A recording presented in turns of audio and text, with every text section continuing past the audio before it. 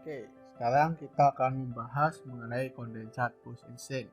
Jadi di awal bab ini kita telah membahas adanya perbedaan antara gas fermion dan gas boson, di mana pada gas boson itu akan mengalami kondensasi ketika suhunya rendah, sedangkan pada gas fermion itu tidak akan mengalami kondensasi.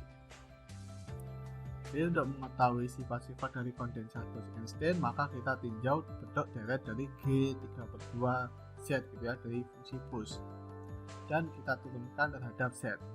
Jadi DDZ dari G3/2 Z itu sama dengan DDZ dari jumlahan dari Z pangkat L per L pangkat 3/2. Kalau kita turunkan, kita akan memiliki bentuk seperti ini gitu ya. Nah, kita bisa melihat bahwa turunan dari G3/2 ini akan selalu positif gitu ya. Nah, turunannya itu juga akan membentuk deret tak hingga gitu ya, karena L-nya itu juga positif dan Z pangkat L-1 itu juga positif. Dengan demikian, karena turunan pertamanya itu selalu positif, maka G3/2 itu bersifat monoton naik.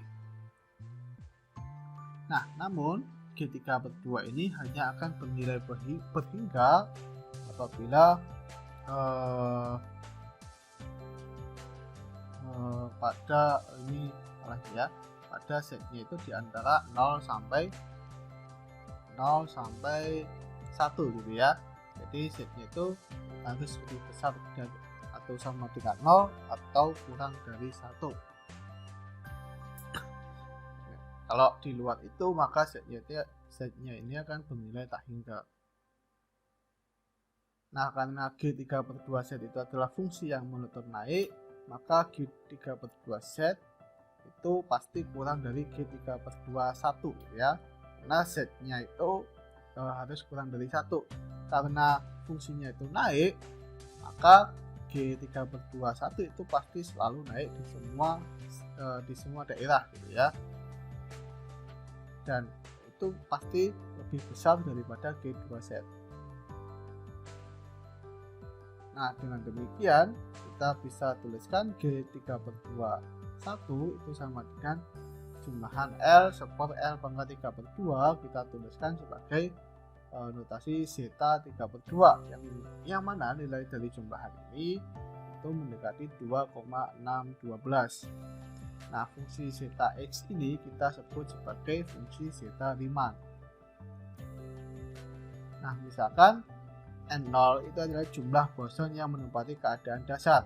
Maka kita sebelumnya telah menurunkan bahwa N rata-ratanya itu seperti ini untuk sistem boson.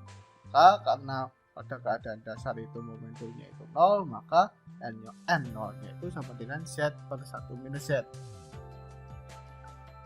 Persamaan kerapatan jumlah bosonnya itu menjadi rho sama dengan 1 per lambda pangkat 3 G3/2Z plus N0 per V. Nah, atau lambda pangkat 3 per V N0 itu sama dengan rho lambda pangkat 3 minus G3/2Z. Nah, karena G3/2Z kurang dari atau sama dengan G3/1, maka kita akan memiliki bentuk pertidaksamaan seperti ini, yaitu lambda pangkat 3 per V N0 itu pasti kurang dari rho lambda pangkat 3 minus G3/1. Nah, karena N0 ini adalah jumlah boson yang ada pada keadaan dasar, maka akan terdapat boson apabila lambda pangkat 3 N0 per V itu lebih besar daripada 0. Jadi kita akan memiliki bentuk seperti ini. Jadi rho lambda pangkat 3 nya itu harus lebih besar daripada G3/1. Nah, sekarang kita definisikan suhu kritis dari relasi seperti ini. Nah, ini bentuk dari lambda pangkat 3 gitu ya. Lambda pangkat 3 tidak lain adalah 2pi H bar kuadrat per MK TC gitu. Kita definisikan suhu kritis ketika ini nilainya sama dengan G3/1. Nah, jadi TC-nya itu adalah 2pi H bar kuadrat rho pangkat 2/3 per MK G3/1 pangkat 2/3.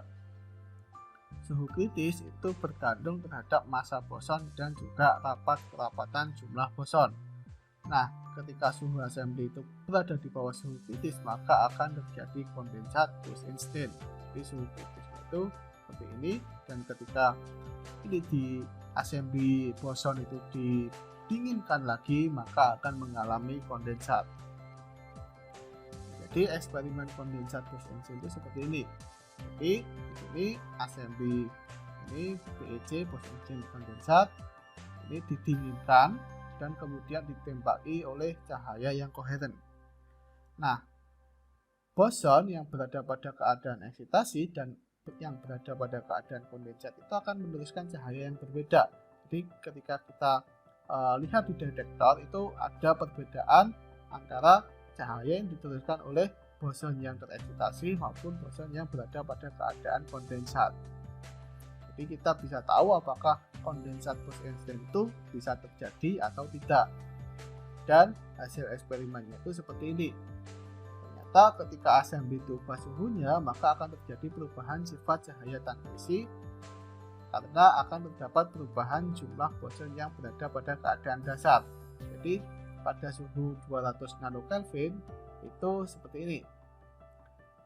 Cukup sedikit boson yang mengalami kondensat. Ketika suhu diturunkan, maka intensitas yang diteruskan oleh boson yang mengalami kondensat itu lebih tinggi lagi. Nah, kalau misalkan di sini didinginkan lagi mendekati 0 nanokelvin, maka akan lebih tinggi lagi gitu.